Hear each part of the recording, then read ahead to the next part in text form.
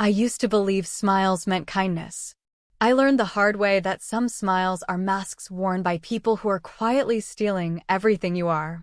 When my son Daniel married Clara, everyone told me how lucky I was. She's so sweet, they said.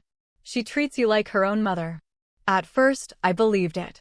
She called me Mom with a soft voice. She hugged me in front of people. She smiled constantly. But slowly, carefully, she began taking pieces of my life, one at a time. It started small. Clara insisted on helping me manage my bills. Just to make things easier for you, she said kindly. You shouldn't stress at your age. Then she suggested I stop driving. The roads are dangerous. Daniel worries about you. Then she encouraged me to cancel my weekly lunches with friends. They don't really care about you like family does. Each suggestion sounded reasonable. Each one felt protective. And each one made my world smaller. I didn't notice it happening because Clara never raised her voice. She never insulted me. She smiled. Within 2 years, I no longer recognized my own life.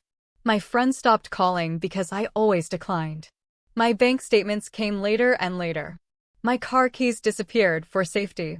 My phone rang less, except when Clara needed something. Mom, can you help us just this once? Mom, we're short this month. Mom, it's only temporary. Daniel barely spoke anymore. When he did, he sounded distant, like someone repeating lines fed to him. One evening, everything changed. I overheard Clara on the phone in my kitchen. She didn't know I was home. Yes, she laughed softly. She doesn't question anything anymore. Once the papers are signed, everything is settled. My heart froze. What papers? I asked from the doorway. Clara turned slowly, still smiling. Oh, Mom, you startled me. It's nothing important. Just planning for the future. That night, I couldn't sleep. Something inside me whispered a truth I had avoided for years. I wasn't being helped. I was being managed. The next morning, I did something Clara never expected. I went to the bank alone.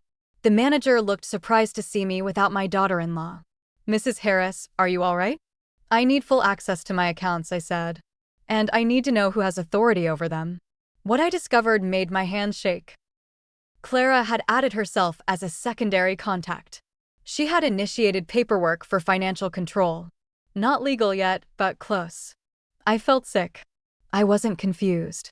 I wasn't weak. I had been quietly erased. That same day, I called a lawyer. This is elder manipulation, he told me calmly. And it's more common than you think.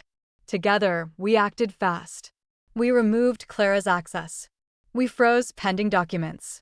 We updated my will. We documented everything. Then came the confrontation. When Clara realized the changes, she didn't scream. She didn't cry. She smiled. Mom, she said gently. You're overreacting. Daniel and I just wanted to protect you. Protect me from what? I asked. From being alone, she replied. That was the moment I finally saw her clearly. She wasn't afraid I'd be alone. She was afraid I'd be independent. When Daniel arrived later that evening, Clara spoke for him. She's been confused lately, she told him. The lawyer manipulated her. I looked at my son. For years, I said quietly, I gave you my time, my money, my trust. Did you ever once ask me if I was happy? He didn't answer. The next weeks were brutal. They accused me of paranoia. They suggested medical evaluations. They hinted at legal action. But I wasn't afraid anymore. Because I was awake. Friends returned. My voice returned. My strength returned. When the legal threat finally came, it collapsed quickly. Doctors confirmed my clarity. Documents proved the manipulation. Witnesses spoke. Clara's smile disappeared for the first time.